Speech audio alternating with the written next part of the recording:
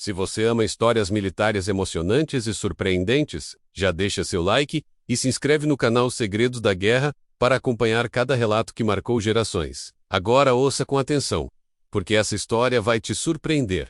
O inverno castigava Moscou com uma nevasca implacável, quando ele desceu do trem, com passos lentos, olhos cansados e um sobretudo que mal escondia as décadas gravadas no corpo. A estação estava cheia, mas ninguém prestava atenção naquele senhor que parecia perdido entre malas, presses e celulares modernos. Caminhou até o balcão de informações e tentou se comunicar com seu russo hesitante, mas foi ignorado como se fosse apenas mais um velho confuso entre tantos. Pediu ajuda para um táxi, mas o atendente desviou o olhar.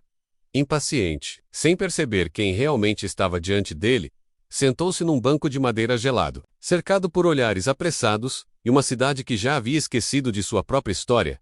Na mochila gasta, ele trazia uma caixa de madeira fechada, marcada com iniciais e o emblema desbotado de uma divisão militar. As pessoas passavam por ele, sem enxergá-lo, até que uma criança curiosa parou e olhou para sua mochila como se fosse um baú de mistérios.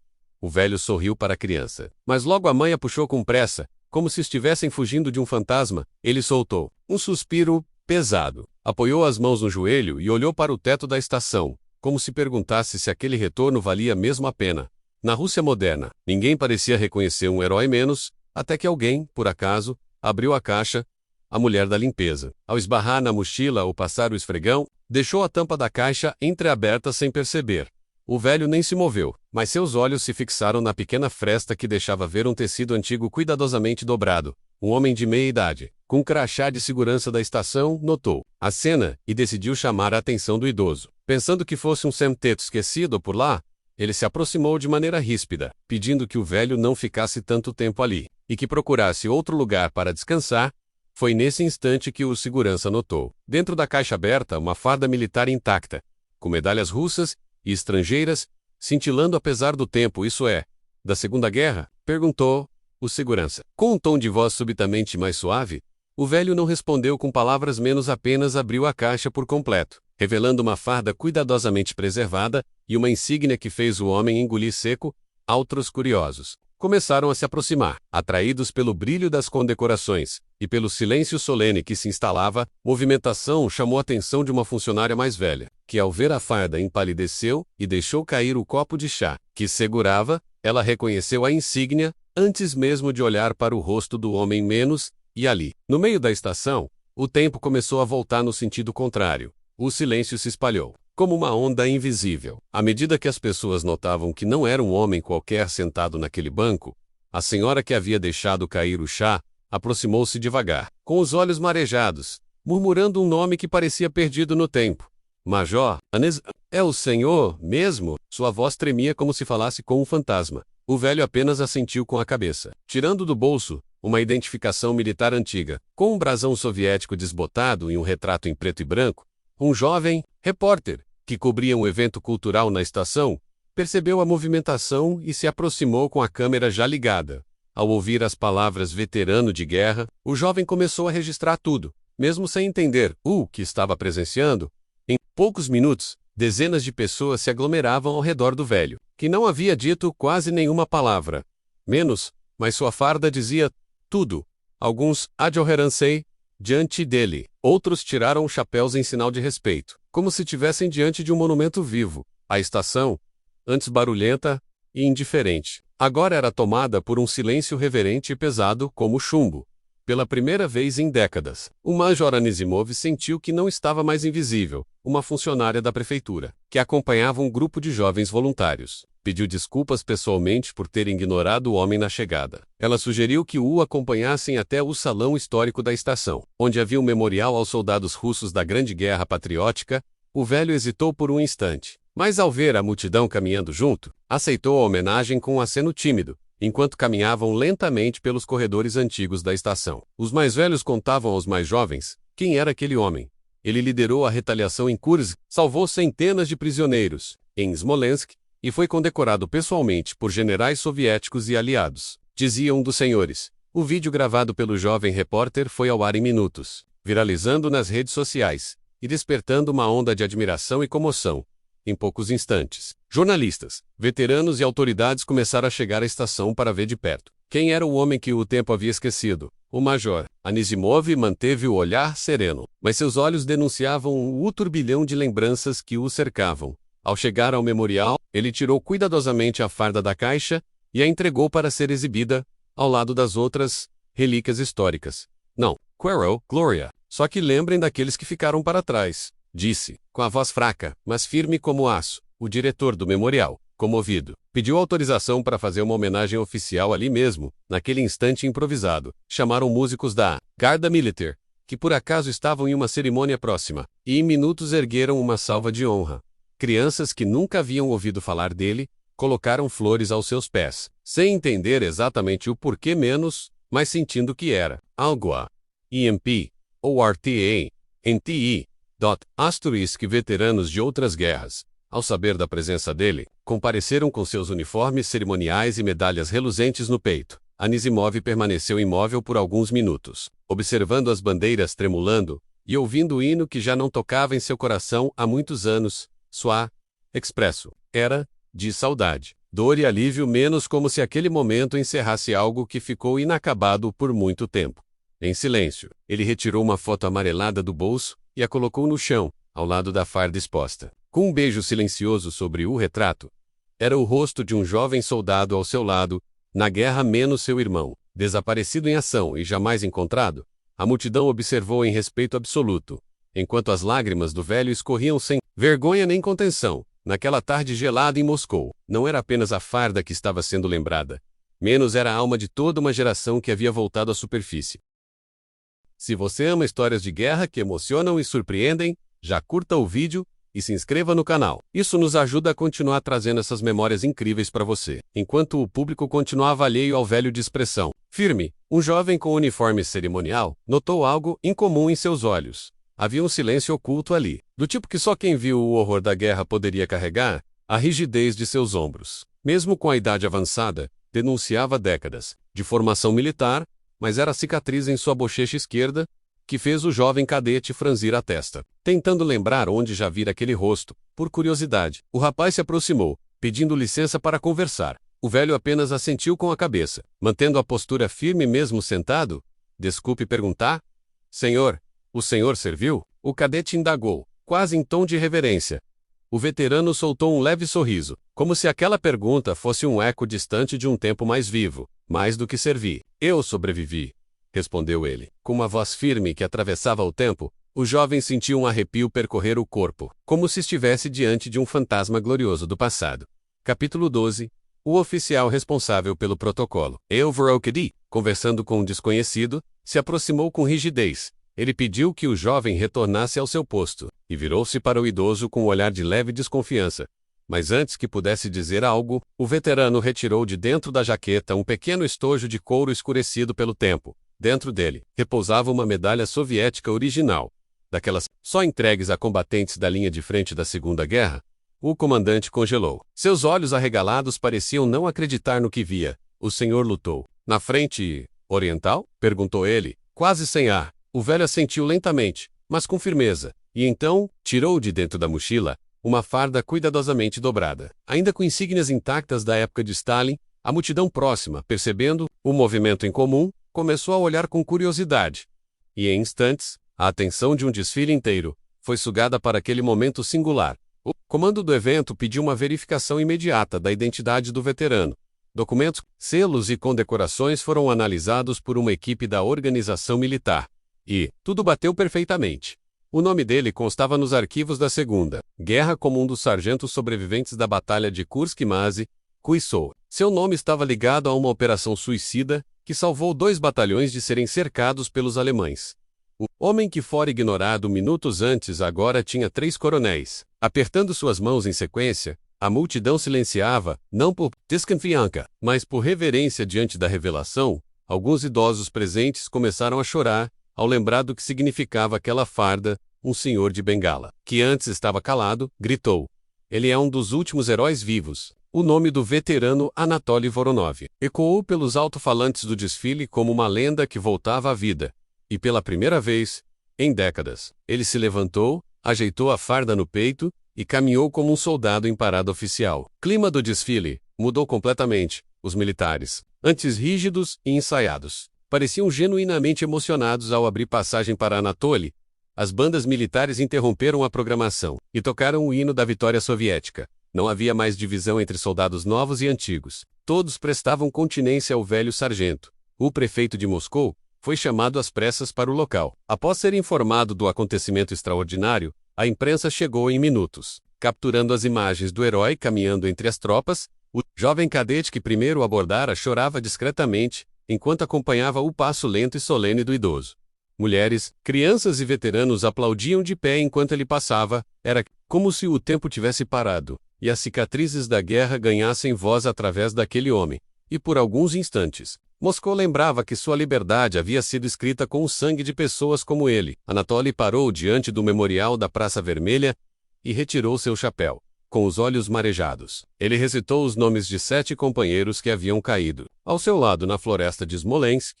O público respeitou cada segundo daquele silêncio sagrado, onde a história se manifestava em carne e osso. Não havia câmeras o bastante para captar a intensidade do momento. Um padre ortodoxo se aproximou, oferecendo uma breve oração em honra aos combatentes que ficaram pelo caminho, e Anatoly, mesmo sem ser religioso, fez o sinal da cruz com a mão trêmula, ao seu lado. O prefeito, agora presente, declarou que aquele homem receberia a maior homenagem civil de Moscou. Uma estátua seria erguida em seu nome no Parque da Vitória. O velho apenas sorriu e disse: "Não façam por mim, façam por aqueles que não voltaram." E ali, naquele chão que havia conhecido o sangue de tantas gerações, o silêncio virou tributo. O desfile continuou, mas nenhum momento se comparou ao que acontecera com Anatoly. As redes sociais explodiram, com vídeos e fotos dele, e em menos de 2 horas, ele era o assunto mais falado do país. Velhos arquivos da KGB foram desclassificados para confirmar sua identidade, e cada linha só aumentava a admiração.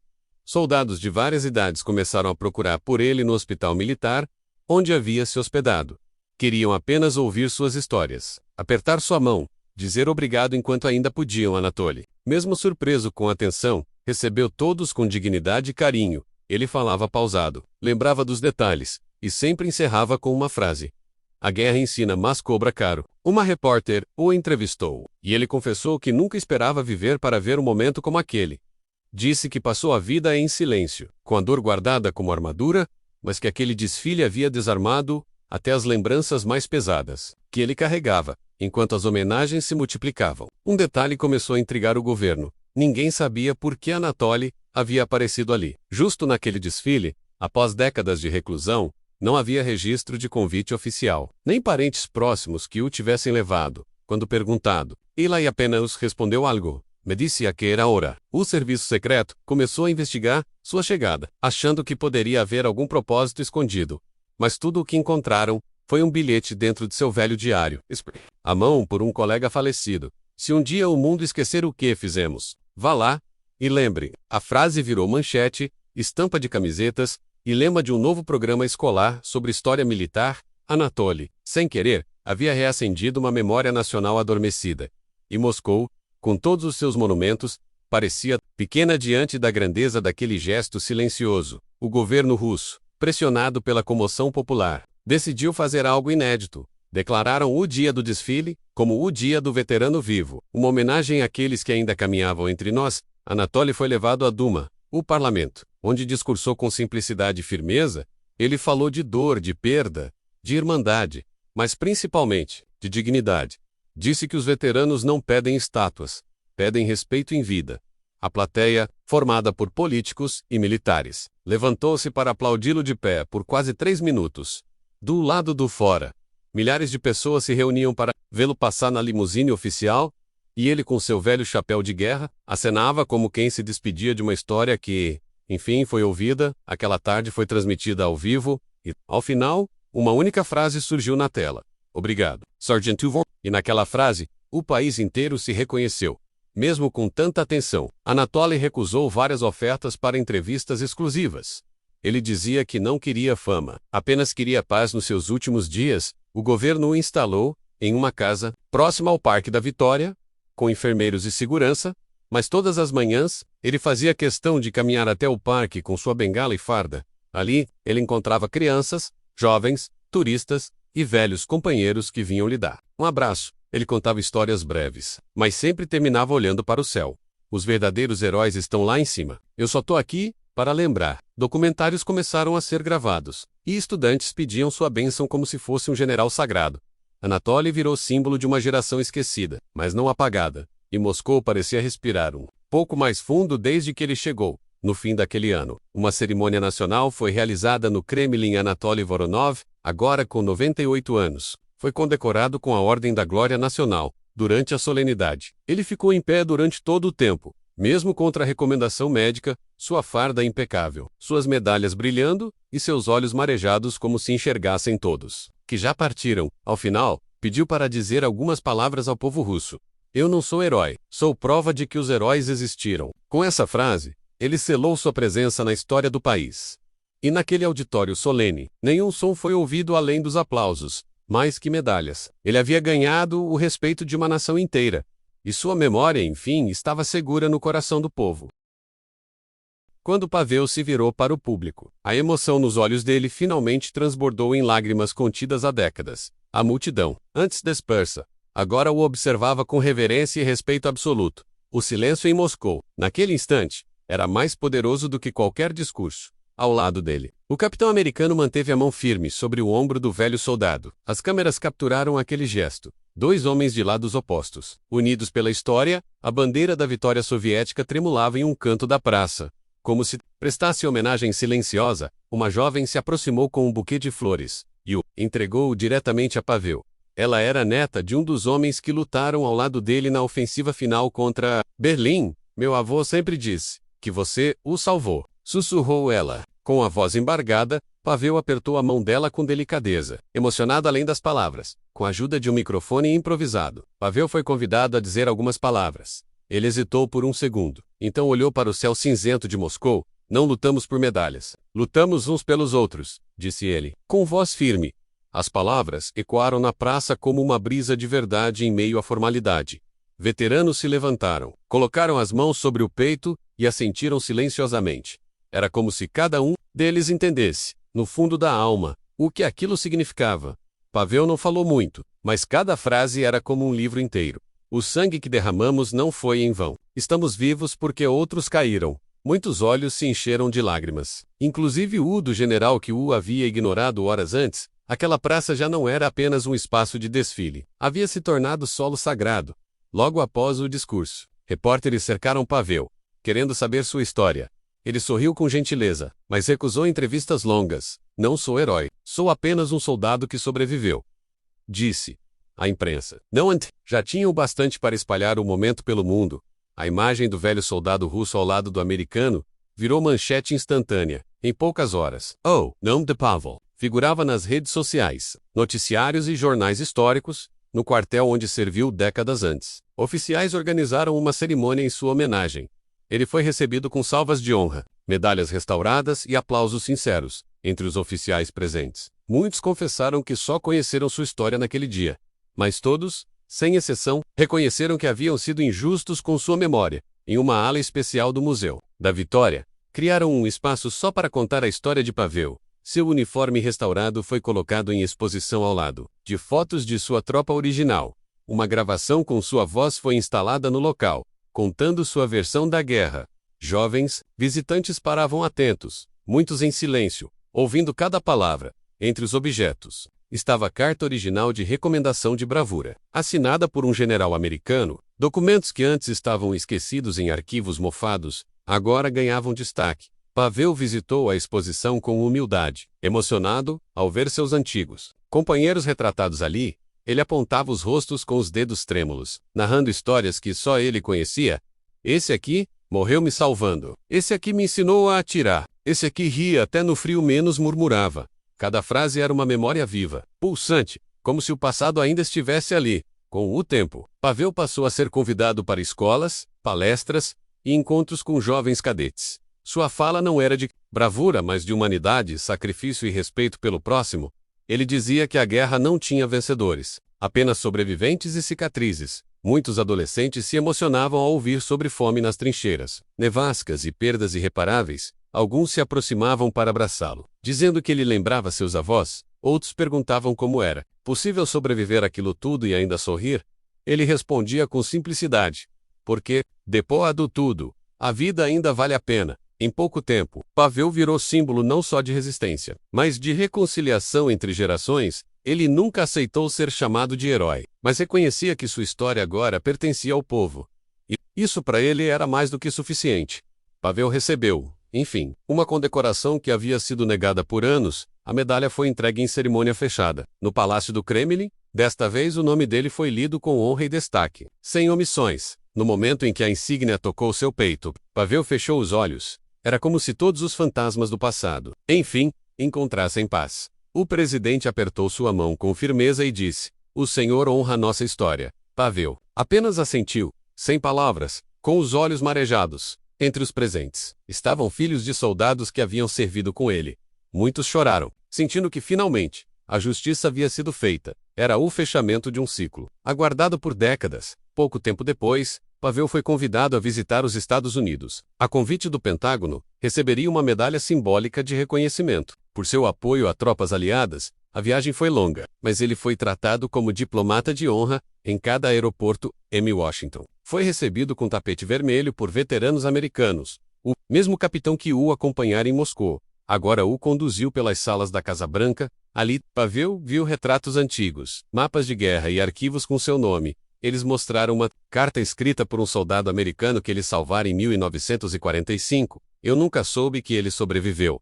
Menos, murmurou Pavel, segurando a carta com mãos trêmulas. No final da cerimônia, os dois países firmaram um compromisso de preservar as histórias esquecidas. Pela primeira vez, Pavel sentiu que o mundo inteiro o reconhecia. De volta à Rússia, Pavel foi recebido como um herói nacional. As ruas de sua cidade natal estavam decoradas com bandeiras e faixas com seu nome. Crianças correram ao lado do carro que o transportava, como se vissem um personagem vivo. Mas Pavel não gostava de pompas, então pediu algo simples: uma reunião com velhos amigos na casa do ex-companheiro de batalhão, agora transformada em memorial. Reuniu alguns veteranos, sentaram-se ao redor de uma lareira acesa, brindaram com chá forte e contaram histórias antigas. "Você lembra daquele dia na floresta gelada?" perguntou um deles, rindo com os olhos. Pavel respondeu: "Eu lembro de cada passo, cada tiro e de cada rosto que não voltou." Foi uma noite de risos, lágrimas e silêncio respeitoso. Eles sabiam que aquela geração estava se despedindo. Pouco a pouco, nos anos seguintes, Pavel dedicou seus dias a manter viva a memória dos que lutaram. Fundou uma pequena fundação para preservar arquivos, cartas e memórias de guerra, visitava escolas, gravava vídeos e dava entrevistas com modéstia e sabedoria. "Quando eu me for, que minha história sirva de ponte", dizia ele com frequência. Seu último pedido foi simples: que nunca esquecessem os nomes que não voltaram. Ao completar 101 anos, Pavel foi homenageado em uma cerimônia transmitida ao vivo. Mesmo com a saúde frágil, fez questão de estar presente. Fardado e com postura firme, disse suas últimas palavras ao público: "A paz é sempre mais difícil do que a guerra." Poucas semanas depois, Pavel partiu em silêncio. Dormindo em sua poltrona preferida, o mundo se despediu com respeito. E mais uma vez em silêncio.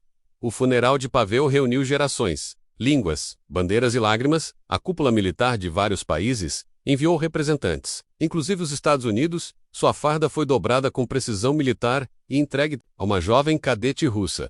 No túmulo, flores foram depositadas por crianças, veteranos e até ex-rivais de guerra. Ele não pertenceu apenas à Rússia, mas à história do mundo, disse um orador emocionado. Em uma placa de bronze, gravaram as palavras que ele sempre repetia: "Lutamos uns pelos outros." A praça onde fora ignorado no início da história, agora tinha seu nome. Ali, todos os anos, o desfile começa com 1 minuto de silêncio por Pavel. A cada passo dos soldados, ouve-se o eco de uma vida que jamais será esquecida. E assim, o velho soldado russo que foi ignorado em Moscou, vive para sempre na memória do povo.